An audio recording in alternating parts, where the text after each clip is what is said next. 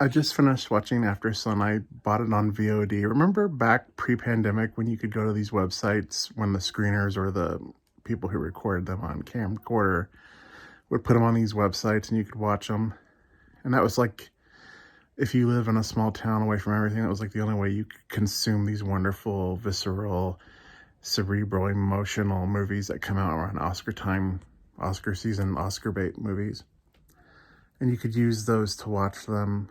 Like, of course, there were some that you could catch in the theater, and obviously, it's really hard to afford anything these days. But what's really cool post pandemic is how many of these streaming sites get the movies so early, like HBO Max and Paramount, especially Peacock, save the day. But now they even have this earlier method of getting movies out where the VOD, where you buy a copy for like $20 uh, weeks or maybe even months before it gets to a streaming site. So like you could use Amazon Prime or Vudu or Fandango to watch these from home. So thank goodness post-pandemic, we still have, even though it's expensive, we have these ways that we can watch these Oscar-y, independent, festival types of films before, way before Oscars, way before March. I remember Christmas was usually when the last Oscar movie came out because, they try to get them all out,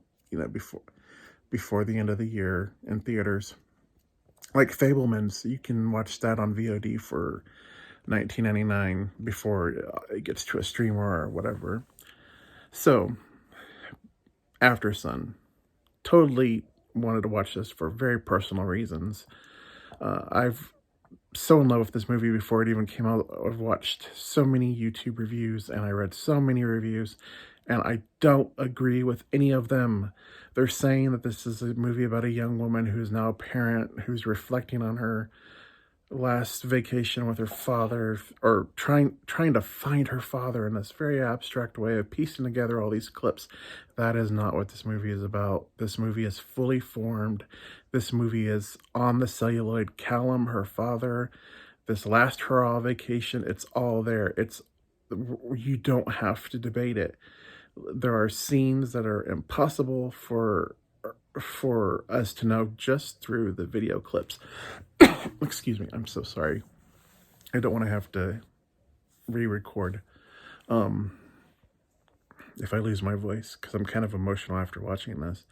But Callum this is his last hurrah, like someone who's losing their voice or their hearing or their memory, having their last swan song or their last, night at a good concert or their last touching moment with a family member before they lose everything.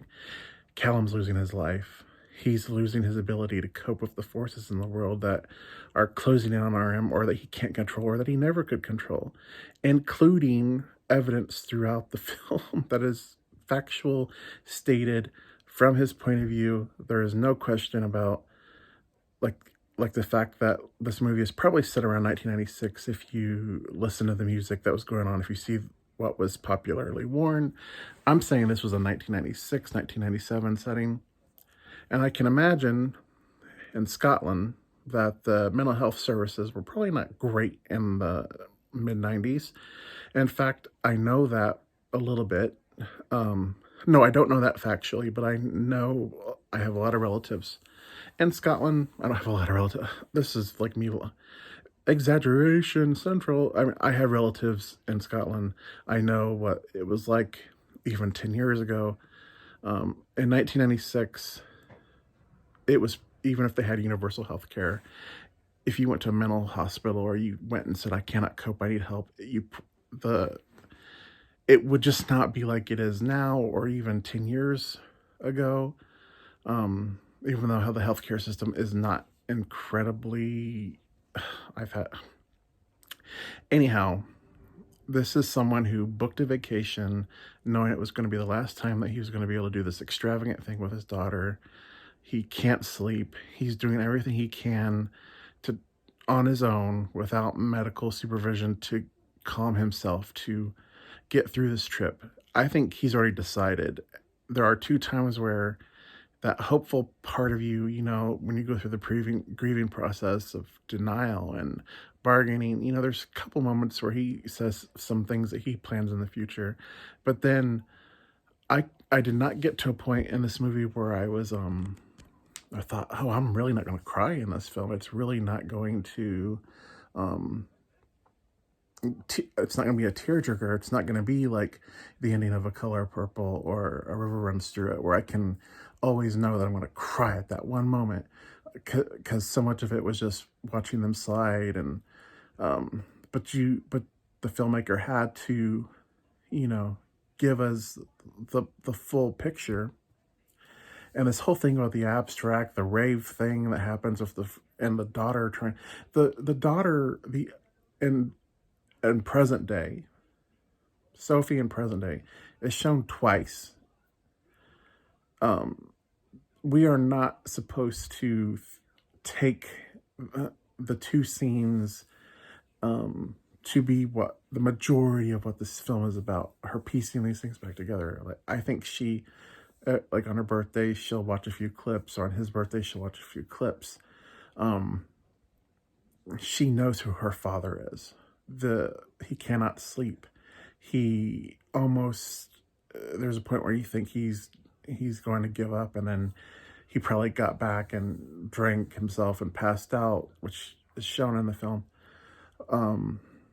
The relationship he has with her mother, she can understand why he would tell someone that he loves them when they're not together, when she doesn't realize at that age that her mother and father probably were best friends and maybe hooked up once or twice, a drunken moment, or like just I mean, he even talks about his past being, he lived a very complex life. He did a lot of drugs, a lot of sex, drugs, rock and roll. It seems like he had a very, very traumatic childhood, a very neglectful childhood. He has all these horrible precursors to what is going on. And he's obviously not completely heterosexual. There's just too much evidence, too many scenes that clarify that. And she isn't either, but hers is obviously more. It's not as subtle. It's more like this is definite. I feel like,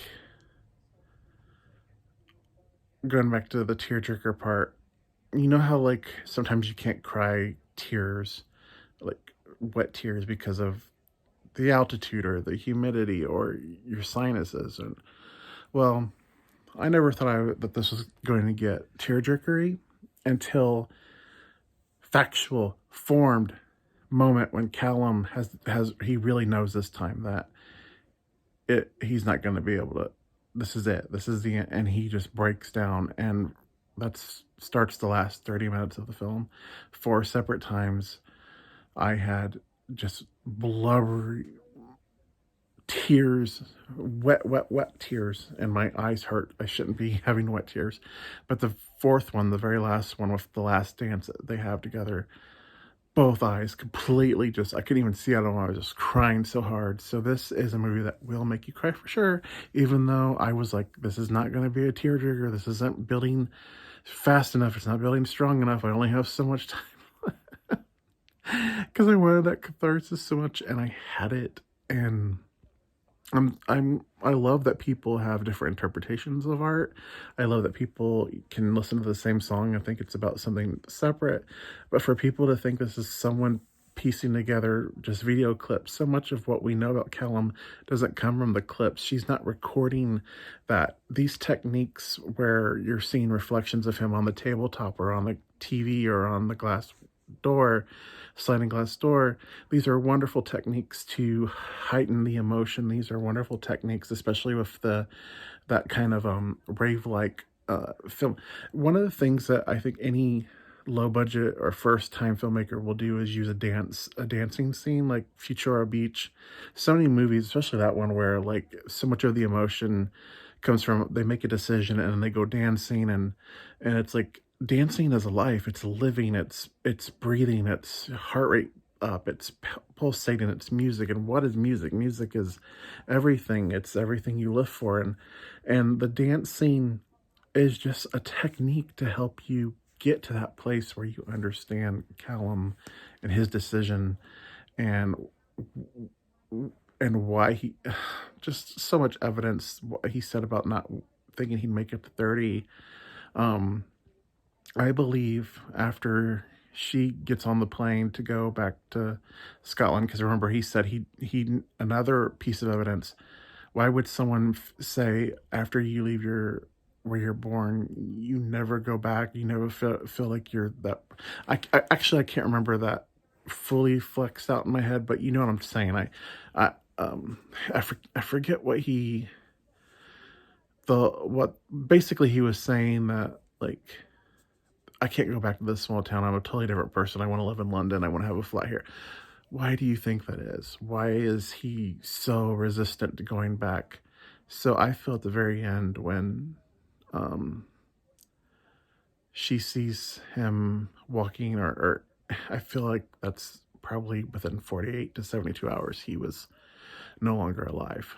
And I'm getting all choked up, so I'm gonna stop. But I have this problem where I want to explain everything, and I want to tell my whole entire like history of why these Oscar movies. I didn't do this time, so hopefully this is not so rambly, and I just dispute what everyone else is thinking about this film. And you can argue with me. Hopefully you agree with me. Hopefully there's people that are feeling the same way that I am and are like, no, this is not that. This is this. This is more about Callum.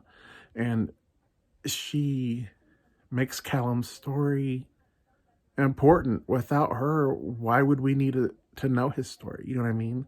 It's the things stories we tell, the things we leave down, the things that we cherish, the things that were bought on a vacation that we keep forever. She is the vehicle. Callum is the story. And this director, this first time director, kudos to her, because this is a beautiful film. Beautiful film. Thank you guys.